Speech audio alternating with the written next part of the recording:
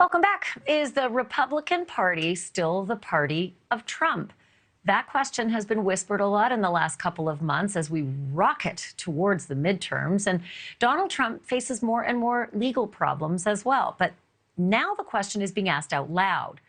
A new poll from NBC asked registered Republican voters if they see themselves as, quote, supporters of the Republican Party or, quote, supporters of Donald Trump. And the results were not necessarily what people were expecting. 58% say they support the Republican Party. 33% say they support Donald Trump. 4% say neither, and 3% say both. So the big question is, can the GOP win back the Senate and the House with a split in the party like that? If Trump's on the ballot in 2024, can Republicans take back the White House? I'm joined by Kevin Madden. He's a political analyst and a former advisor to Mitt Romney. Kevin, I always love having you on. Thanks for doing this. That 33% was kind of surprising to me. I don't know if it was surprising to you, but it did make me wonder if that many Republicans back Donald Trump and don't care about the party as much, if he runs and there are a whole bunch of other, wannabe nominees, I think there were 17 last time, right? Doesn't it automatically mean he'll be the nominee? Yeah, I mean, I think in many ways, like that number has come down. I think in past polls, it's been as high as 40. So as Donald Trump goes through some troubles, he has tended to trend down. But, if I were going into a primary fight and I was working for a candidate who had 1/3 of the party already locked down, I'd feel pretty good about my chances. So I think it tells you that Donald Trump has a very strong grip on this party's base. And I think if you look at the way he talks, the way he acts, the way he campaigns, the way he holds rallies, he acts like it, too. What about that 4% that says neither? Is that a problem for anybody, for Donald Trump, for the party?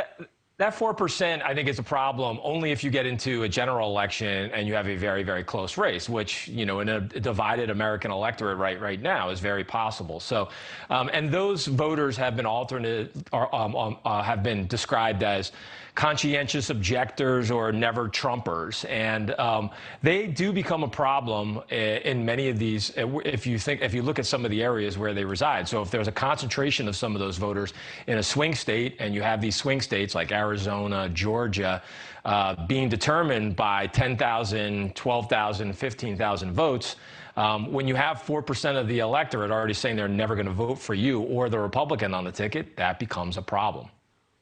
So I'm going to ask the controller to put the numbers back up again, because I always find it much more helpful just to be looking at them while we kind of try to, play the parlor games. So if you're running right now and can't remember how many days we are, but not very many till the midterms, and you see that Donald Trump 33% there and 58% for Republican Party, are you tweaking today your message to your constituents based on these numbers, or are these just white noise? I don't think it's tweaking. I think, if anything, it's a reinforcement of where you've seen many Republican candidates take their message, which is they know they have to pay fealty and they have to speak to a Republican Party base. And as we know, these midterm elections are always about generating as much of an enthusiastic turnout of your base as possible. It is about talking to them and generating enthusiasm among those base Republican voters that like Donald Trump. So in many ways, you're choosing areas where you can reinforce with those base voters where you stand with Donald Trump and how you're aligned with Donald Trump. One of the big challenges is, though, in some of these districts, that becomes a bit more of a burden. It is a very, very tough balancing act, depending on where some of these Republicans are running in battleground districts across the country.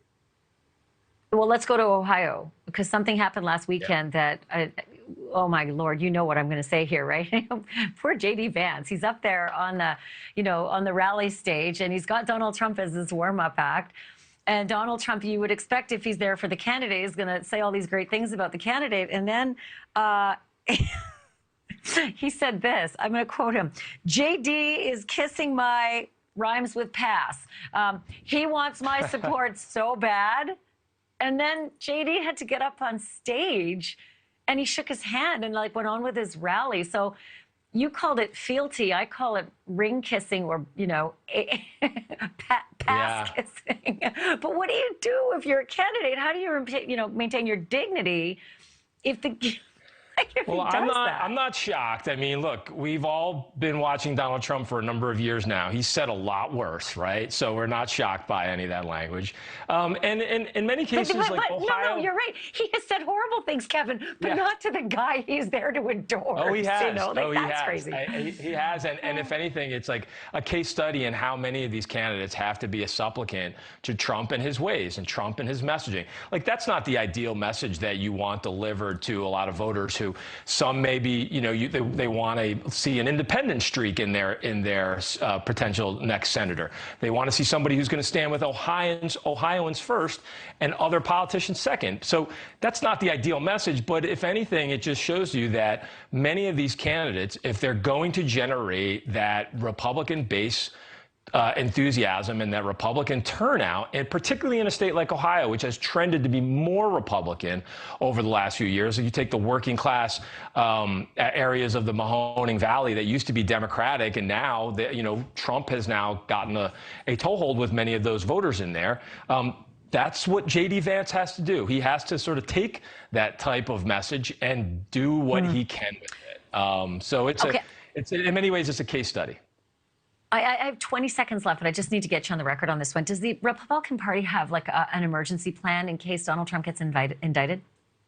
I don't think they do. Not right now. If there is, we haven't seen the instructions on how to break the glass.